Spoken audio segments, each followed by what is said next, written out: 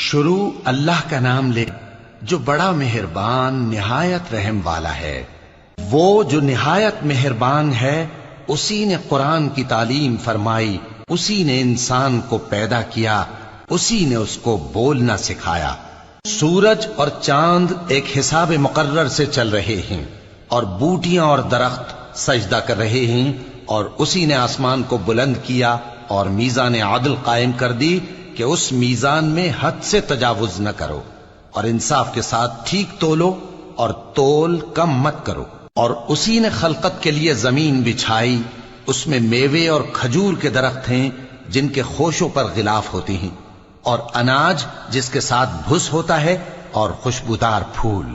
تو اے گروہ جن و انس، تم اپنے پروردگار کی کون کون سی نعمت کو جھٹلاؤ گے؟ اسی نے انسان کو ٹھیکرے کی طرح کھنکھناتی مٹی سے بنایا اور جنات کو آگ کے شعلے سے پیدا کیا۔ تو تم اپنے پروردگار کی کون کون سی نعمت کو جھٹلاؤ گے؟ وہی دونوں مشرقوں اور دونوں مغربوں کا مالک ہے، تو تم اپنے پروردگار کی کون کون سی نعمت کو جھٹلاؤ گے؟ اسی نے دو دریا رواں کیے جو آپس میں ملتے ہیں، مگر دونوں میں ایک آڑ ہے کہ اس سے تجاوز نہیں کر سکتے۔ تو تم اپنے پروردگار کی کون کون سی نعمت کو جھٹلاؤ گے؟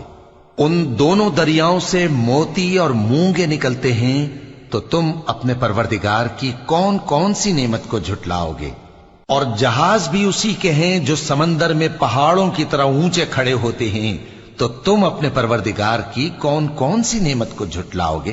جو مخلوق زمین پر ہے سب کو فنا ہونا ہے، اور تمہارے پروردگار ہی کی ذات جو صاحب جلال و کرم ہے باقی رہے گی۔ تو تم اپنے پروردگار کی کون کون سی نعمت کو جھٹلاؤ گے؟ آسمان اور زمین میں جتنے لوگ ہیں سب اسی سے مانگتے ہیں، وہ ہر روز کسی نہ کسی کام میں ہوتا ہے۔ تو تم اپنے پروردگار کی کون کون سی نعمت کو جھٹلاؤ گے؟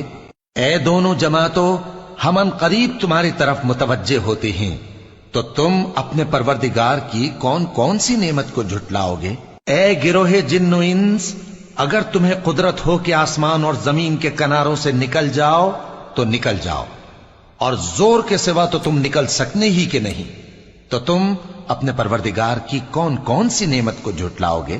تم پر آگ کے شعلے صاف اور دھواں ملے چھوڑ دیے جائیں گے، تو پھر تم ان کا مقابلہ نہ کر سکو گے۔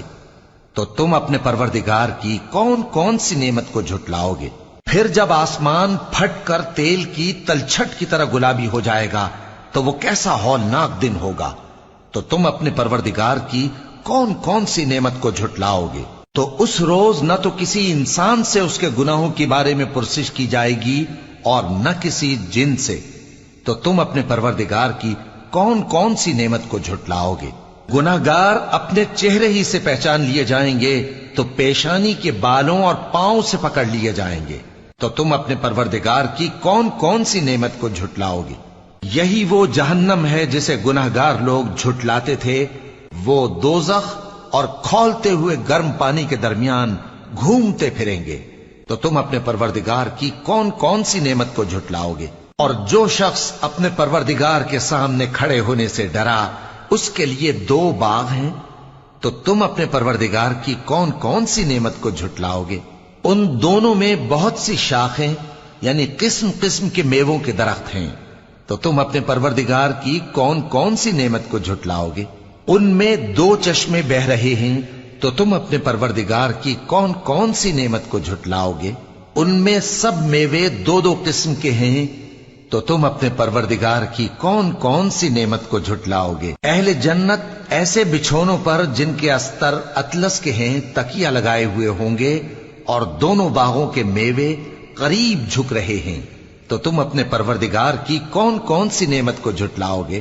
ان میں نیچی نگاہ والی عورتیں ہیں جن کو اہل جنت سے پہلے نہ کسی انسان نے ہاتھ لگایا اور نہ کسی جن نے۔